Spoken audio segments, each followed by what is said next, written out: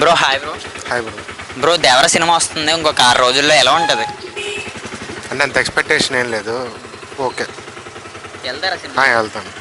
ఎలా ఉన్నాయి బ్రో? అంటే ఇప్పుడు వరకు సాంగ్స్ కానీ ట్రైలర్స్ కానీ రిలీజ్ అయ్యాయి కదా, ఏమైనా నచ్చినాయా? బాగున్నాయి సాంగ్స్. బాగా ఏం నచ్చింది? ఫియర్ సాంగ్ బాగుంది. Fear song.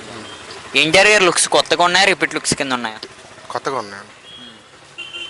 జాన్వీ కపూర్ గారి ఇంటీరియర్ కాంబినేషన్ బాగుంది.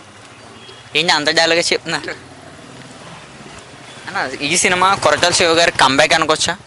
అనుకోవచ్చు.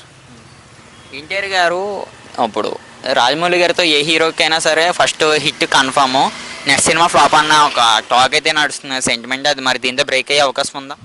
అవకాశం. ఏం చెప్తారు దేవరా గురించి? ట్రై చేయొచ్చు, స్టోరీ బాగుంటే హిట్ అయ్యే ఛాన్స్. జాన్వీ కపూర్ గారి మీద మీ ఒపీనియన్ ఏంటి? బాగుంది.